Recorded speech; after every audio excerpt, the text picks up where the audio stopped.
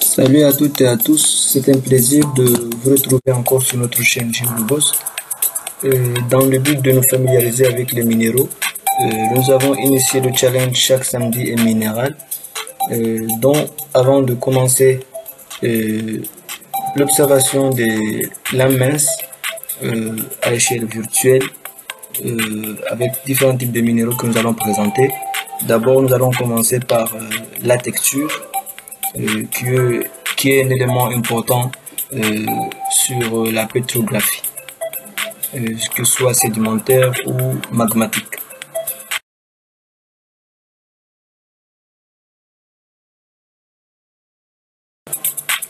Donc d'abord, c'est quoi la texture? Donc il faut retenir que le terme texture varie selon les définitions utilisées dans les pays anglo-saxons et les pays francophones. Donc le terme texture que nous allons utiliser dans ce passage de vidéo, ça va concerner celles utilisées dans les pays anglo-saxons. D'abord la texture d'une roche, ou bien parfois appelée fabrique ou pétrofabrique. Il caractérise la taille granulométrique, donc il permet de spécifier la granulométrie des minéraux au sein d'une roche. Donc grainus, micrograinus, porphyriques, ainsi de suite. Donc sans tarder, nous allons commencer par la texture grainue.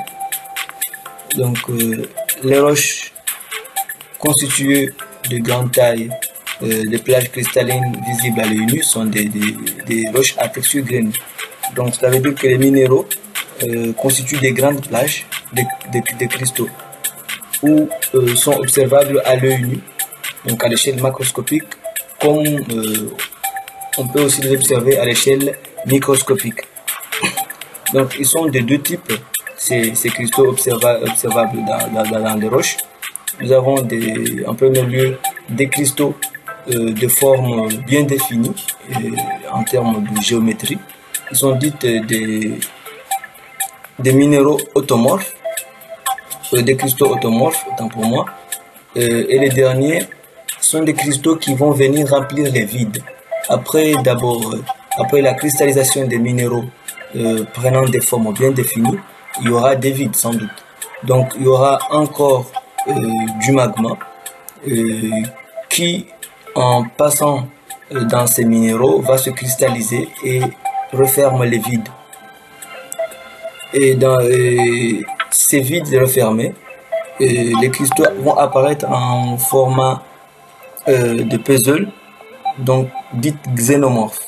Donc ces cristaux sont dits xénomorphes, généralement le quartz.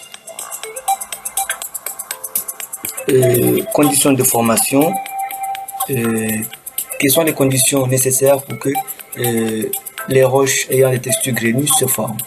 D'abord, il faut que la vitesse de cristallisation soit lente. Et comment cette vitesse sera lente? Cela est dû au fait que le magma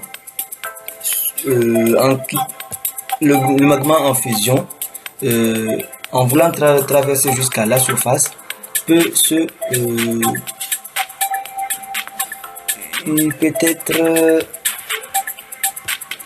peut être emprisonné dans un endroit dit chambre magmatique, donc sous forme d'une chambre, dont il y aura la cristallisation fractionnée. Mais nous, ce qui nous intéresse ici, c'est que les minéraux qui vont se former en profondeur seront de grandes plages de cristaux. Pourquoi? Parce que les minéraux auront le temps de se cristalliser, dû à la vitesse de cristallisation qui est de plus en plus lente. Donc ces types de roches à texture grainue se forment en profondeur et sont dites des roches plutoniques. Maintenant, si les roches plutoniques ou bien le magma qui a su former les roches plutoniques arrive à remonter un peu dans des milieux intermédiaires. Dans ce cas, ça va former des roches périplutoniques ou à texture micro-grainue que nous allons voir tout de suite.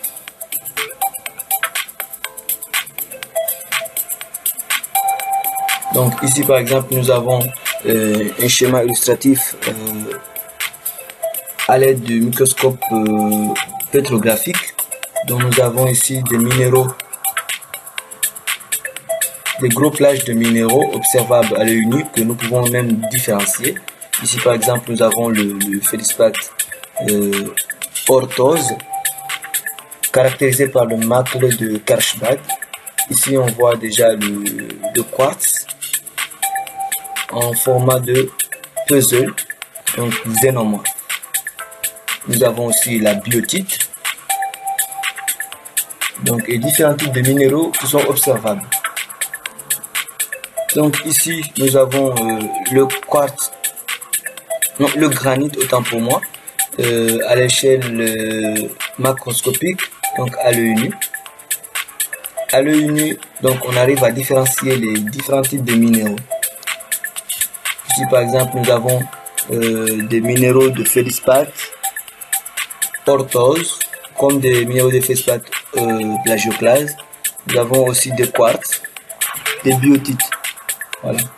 Notez qu'il y a des cas particuliers, des textures, à part ce que nous allons citer, notamment la texture grainue, micro-grainue, microlithique, enfin texture vitreuse. Donc il y a une texture dite porphyroïde, dont les minéraux vont être constitués des très grands cristaux sur le fond avec des petits cristaux.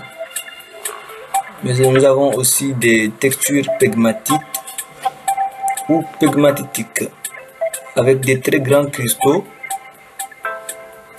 tout de même taille. Donc ici nous avons des schémas illustratifs par exemple. Nous avons la photo en bas qui représente des roches à texture pegmatite, et en haut nous avons des roches à texture porphyroïde. Voilà. Donc la texture micrograinue est caractérisée par des minéraux ou des grains en général.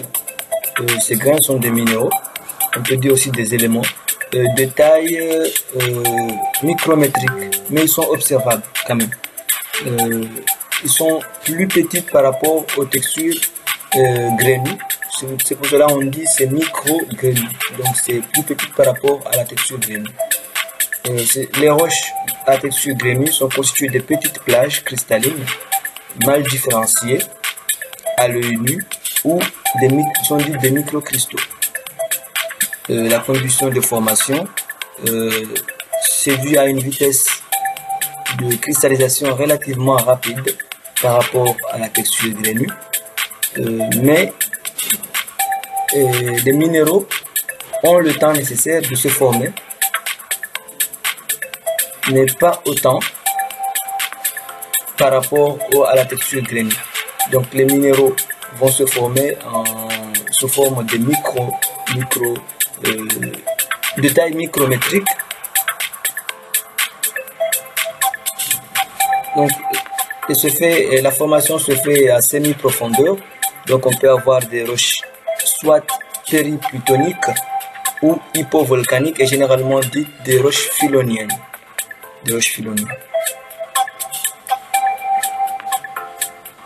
Ici nous avons un exemple de roches à texture micrograinue. Ici nous avons des grains de minéraux. Ici par exemple nous avons la biotite, mais à texture micrograinue, donc de petite taille, des minéraux de petite taille. Nous avons des quartz, toujours en forme xénomorphe. Nous avons aussi des féldspath orthose. Voilà, mais ils n'ont pas des tailles plus grandes par rapport à la texture grainue. Donc on peut dire que c'est la variété des textures grainues. Donc à l'œil nu, nous avons ici un échantillon par exemple qui est là. On voit la texture qui est de plus en plus fine. Donc on n'arrive pas à différencier les minéraux. Sur les roches à texture micrograinue, mais quand même suivant la réflectance soit à la lumière naturelle, on peut différencier suivant aussi les caractéristiques des minéraux, notamment l'altération des féldspaths, aussi l'effet que le quartz transmet la lumière solaire ou la lumière naturelle. On arrive à différencier les minéraux présents, mais aussi la couleur.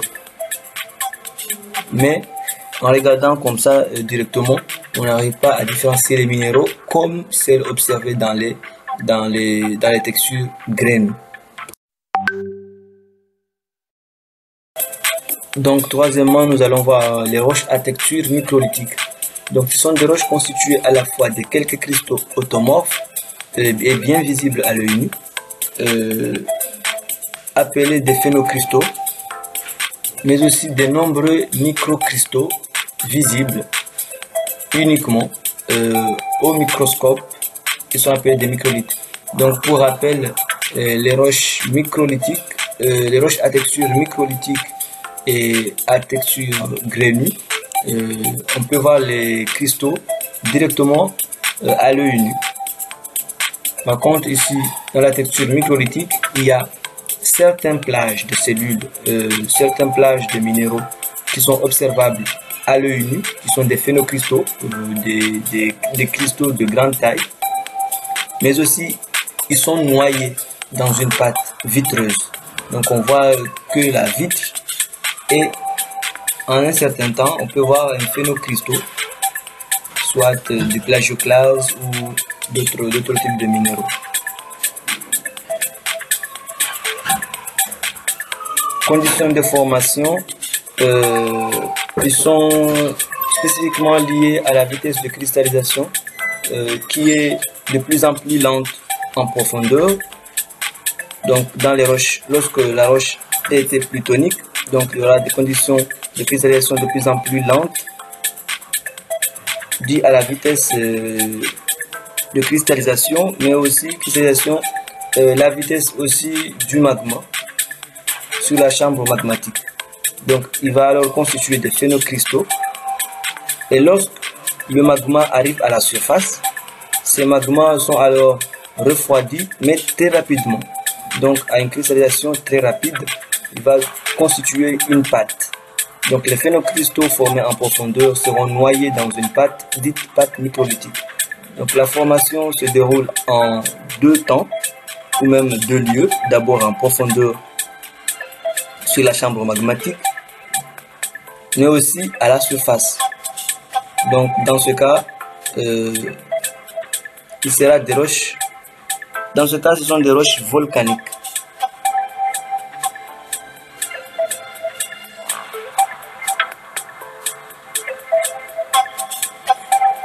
Donc ici par exemple, nous avons une pâte vitreuse à droite, où ici nous avons aussi un phénocristaux bien visible de biotite. Voilà ici des pyroxènes, des minéraux de pyroxène noyés, qui forment des pâtes vitreuses, mais aussi un phénocristaux de biotite noyé dans le pyroxène.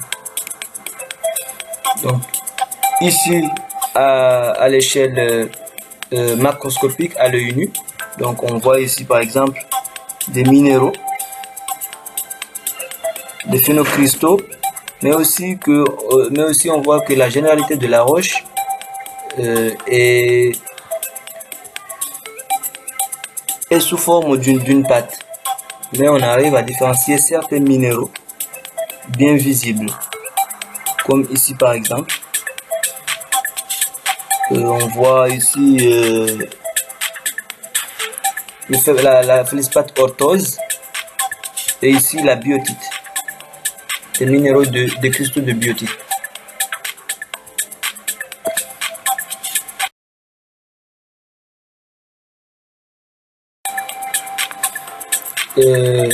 Terminons par la texture vitreuse. Donc la texture vitreuse d'abord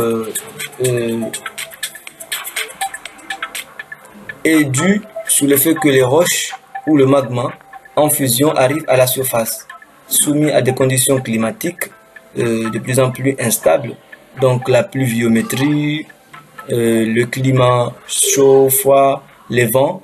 Donc le magma sera refroidi plus rapidement, donc à une vitesse de cristallisation de plus en plus élevée. Donc le magma n'aura pas le temps à former des cristaux. Dans ce cas, il va former des vitres. Voilà. Donc la roche peut être constituée de phénocristaux automorphes visibles à l'œil nu et d'un verre volcanique. Donc c'est pourquoi on dit c'est vitreux.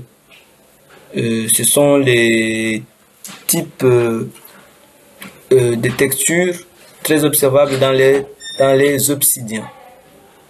Roche obsidienne. Conditions de formation. La vitesse de cristallisation est lente pour les phénocristaux, puis instantanément élevée pour la pâte vitreuse. D'abord, il se forme en partie à profondeur, il se forme en partie à une profondeur élevée dans les roches plutoniques. Ensuite, le magma va traverser jusqu'à la surface où va se refroidir très rapidement, ce qui va constituer une pâte vitreuse, ce qui différencie des pâtes microlithiques. La formation se déroule en deux temps comme le cas des microlithes, d'abord en profondeur dans la chambre magmatique, puis en surface avec une vitesse de refroidissement instantanée, donc de plus en plus élevée par rapport à la pâte microlithique. C'est pour cela qu'il va constituer des vitres. Et généralement dans un milieu aquatique, c'est le cas des basaltes qui se forment dans les croûtes océaniques. Donc arrivant à la surface, se refroidit directement par l'intervention de l'eau. Ce sont donc des roches volcaniques.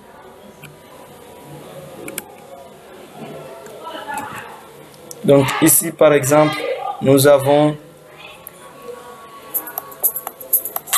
un schéma illustratif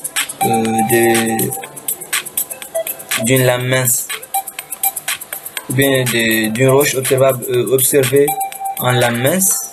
Donc ici nous avons on n'arrive même pas à différencier les minéraux, sauf qu'ici on voit une plage de cellules phénocristaux en quelque sorte.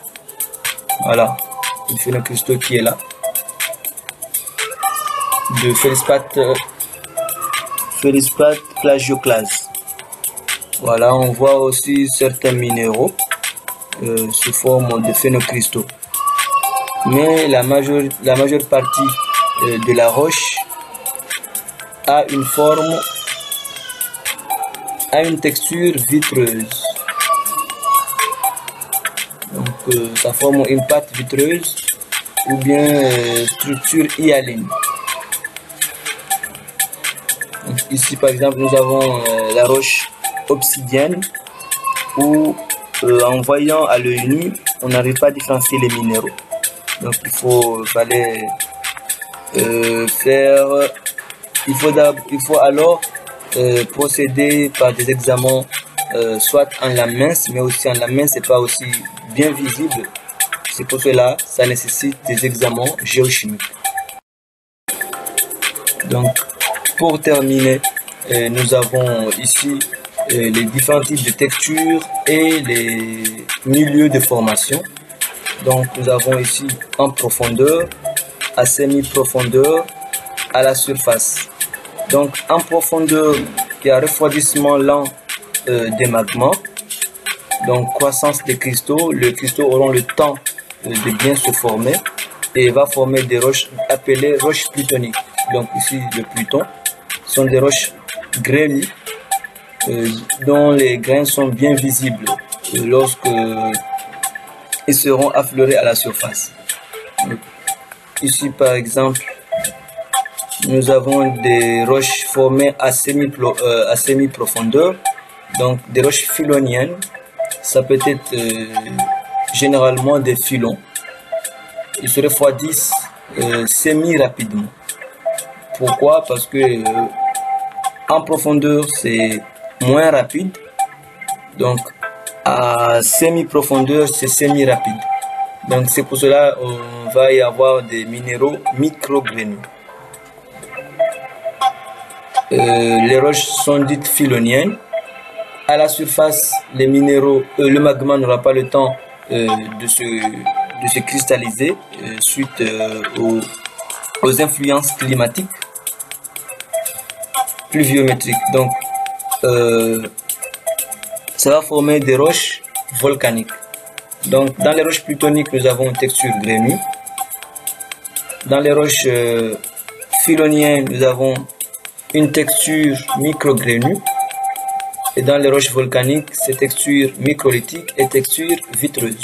Donc les deux vont ensemble, sauf que l'un, ça va former une pâte vitreuse et l'autre une pâte microlithique.